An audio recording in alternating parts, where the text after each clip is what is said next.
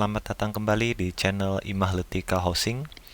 Pada episode bangun rumah kali ini, kita tidak akan membahas progres pembangunan rumah ya, tapi saya akan menjelaskan mengenai desain rumah Imahletika Housing 01 yang tipe 2 lantai, dibangun di atas lahan 54 meter persegi. Lantai dasar ini saya membagi menjadi beberapa ruang. Di antaranya ada ruang garasi ya di sini. Ini memiliki panjang ke belakang itu sekitar 4 meter dan lebarnya itu sekitar 3 meter ya. Kemudian di belakang ini ada taman. Kemudian di sini ada pintu. Kalau kita masuk ini langsung ada di bawah area tangga ya dalam bentuk tangga L. Kemudian di sini di bagian belakang ini ada dapur ya.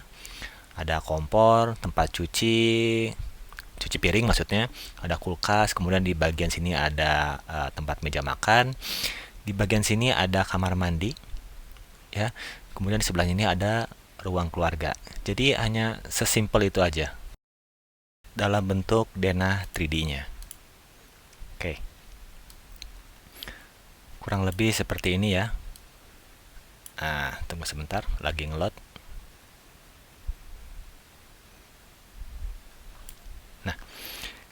Jadi kalau tampak ini lantai dasarnya, jadi kita bisa masuk dari sini. Ini pintu masuk utamanya ya. Kemudian dari sini kita bisa melihat ada di sisi sini ya, masuk dari pintu awal ini. Di sisi kanan ini langsung disodorkan oleh 4 jendela yang cukup besar ya. Ini panjang dari bawah ke atas itu sekitar 2,7 meter.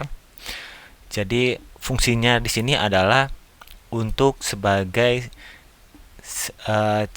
pencahayaan alami, kemudian juga sebagai penghawaan. Karena saya ingin udara yang masuk itu kebetulan di bawah sini itu, di bawah sini ya, di bawah pagar ini ke saya ini adalah gang dan tanah di sini tuh tanahnya tuh dalam bentuk lembah. Jadi rumah yang makin ke bawah sini adalah rumah yang makin rendah dibanding rumah saya.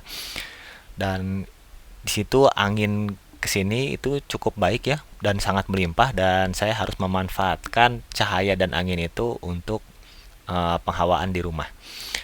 Nah, konsep cross ventilation di sini tuh saya ingin menerapkan ya, sehingga ketika udara masuk ke sini, udara itu tidak langsung keluar atau kemana, dia harus muter dulu ke sini.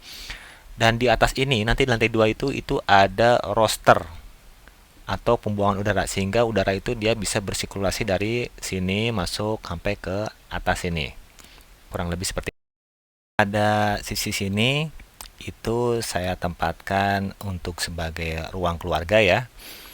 Kemudian di atasnya ini ada jendela yang memang tingginya tuh cukup tinggi ya. Dan bentuknya tuh horizontal. Kalau dilihat itu, ini kalau kita zoom. Nah, jendela ini tuh ini kaca mati, ini kaca mati, ini kaca hidup. Jadi pembagiannya itu adalah 60-40. Jadi 60% ini dia kaca mati, yang 40% ini dia dibagi dua lagi.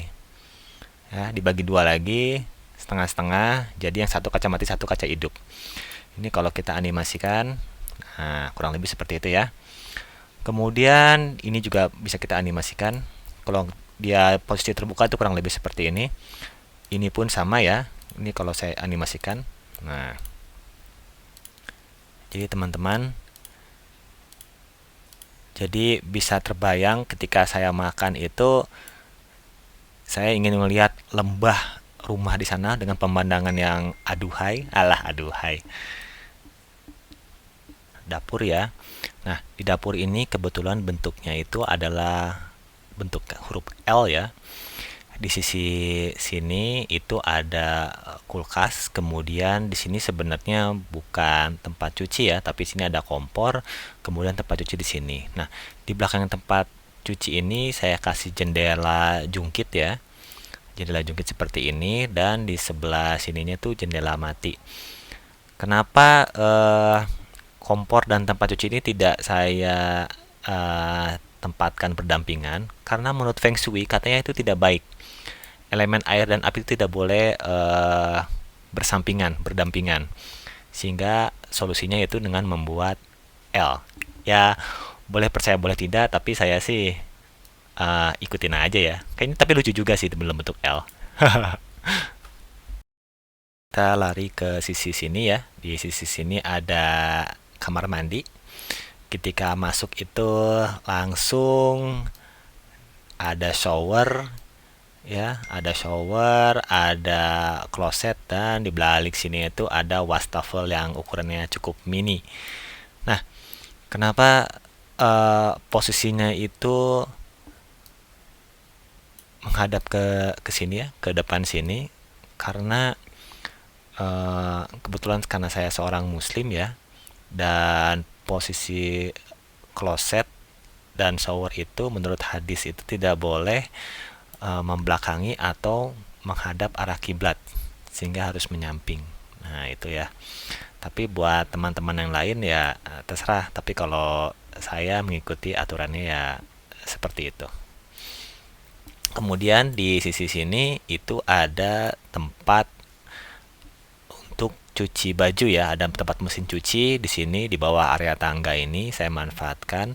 Kemudian luar sini saya ada ke taman belakang untuk bisa lari ke arah garasi. Dan ke lantai 2 ya. Jadi setelah dari lantai dasar kita naik ke atas ini langsung dihadapi oleh ini ya, glass block dan roster pada bagian atasnya. Jadi glass block ini berfungsi sebagai pencahayaan dan juga roster ini berfungsi sebagai penghawaan. Kemudian jika kita naik, nah di sini saya bikin sebuah area ruang kerja ya, karena sekarang lagi musimnya WFH, saya bikin ruang kerja dengan jendela horizontal. Konsepnya sama seperti jendela di ruang dapur, yaitu saya tempatkan jendela model jungkit dan ada kacamatinya di sebelah sini. Kemudian kita masuk ke kamar sini dulu ya. Di kamar ini langsung ada 4 buah jendela ya. 4 buah jendela yang ukurannya cukup besar. Kemudian di sisi kirinya itu ada sebuah jendela juga horizontal. Yang ini konsep dengan 60-40 tadi. Jadi 60% ini kacamati, yang 40% ini dibagi dua, yaitu antara kacamati dan kaca hidup. Jadi kalau saya animasikan kurang lebih seperti ini. Ini karena pemandangan di sini itu cukup baik ya, karena saya bisa lihat gunung dari arah sini. Sehingga sangat sayang kalau misalkan di bagian sini tuh ditutup oleh tembok ya, gitu. Kemudian di jendela ini pun ini sama ya, ini modelnya ada jendela swing, tapi yang bawahnya ini adalah model jungkit. Nah, kenapa bisa begitu? Jadi yang atas swing, yang bawah jungkit. Kenapa saya keluar sedikit ya? Saya keluar sedikit. Kenapa saya bikin model jendela seperti ini? Karena ketika suatu saat saya anginnya cukup besar gitu ya, melimpah, dan saya pengen angin yang lebih sedikit, maka saya bisa tutup yang jendela ininya, jendela swingnya, dan saya hanya membuka jendela jungkit yang bagian bawahnya saja, kurang lebih seperti itu. Atau jika saya roller blindnya ya, itu saya mau turunkan sampai segini. Jadi yang jendela jungkit di bawah ini yang panjang tingginya sekitar 60 cm ini bisa saya buka. Jadi saya hanya bisa memperlihatkan kakinya saja dan privasi juga masih bisa tetap terjaga. Ini kamar kedua dan ini kamar pertamanya. Nah, di kamar pertama ini itu ada tempat lemari ya yang bentuknya itu inset ya, masuk ke dalam. Ini sudah disesuaikan dengan ukuran lemarinya. Kemudian di sini sebenarnya ada kamar mandi pribadi. Nah, kamar mandi pribadi di lantai 2.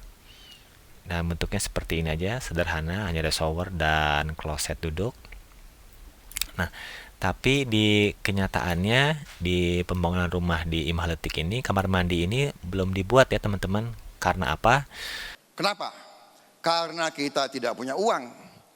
karena kita belum punya budget. Jadi budgetnya kita itu kurang ya, sehingga kamar mandi yang atas ini belum dibuat, tapi nanti bisa kita buat lagi ketika sudah ada budget. Di sini ruang servis tetap dengan rosternya, ada ruang servis. Kemudian di sini, di luar sini ada balkon kecil. Kemudian dari balkon ini kita bisa melihat langsung ke bawah, melihat taman yang di bawah begitu. Dari sini balkon bisa masuk ke arah pintu kembali. Jadi kurang lebih seperti itu ya teman-teman, bentuk rumahnya. Nah, gimana? Jadi rumah ini itu didesain bukan dari seorang arsitek ya. Jadi kalau ada teman-teman tanya, ini pakai arsitek? Bukan ya teman-teman, saya bukan arsitek. Kenapa saya tidak pakai arsitek? Bukannya saya tidak mau, karena sebelum kita pembangunan Imhaletik itu, saya pernah mengontak salah satu arsitek yang cukup terkenal ya. Dan saya bilang saya ada minat untuk membuat rumah kecil memang.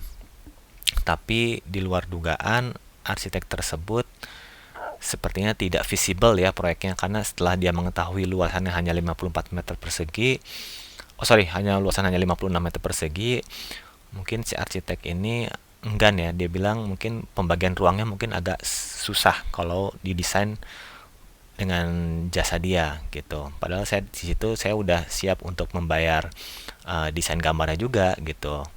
Tapi tampaknya arsiteknya enggan, sehingga karena saya ditolak oleh arsitek itu, akhirnya saya coba untuk mendesain rumah ini sendiri, sehingga hasilnya ya kurang lebih seperti ini. Kalau memang ada kekurangan-kekurangan ya tolong dimaklumi, namanya juga bukan arsitek ya kan. Oke teman-teman, sampai segini aja dulu videonya. Terima kasih sudah menonton. Jika suka bisa klik like, subscribe, dan komen di bawah ya. Terima kasih dan sampai jumpa.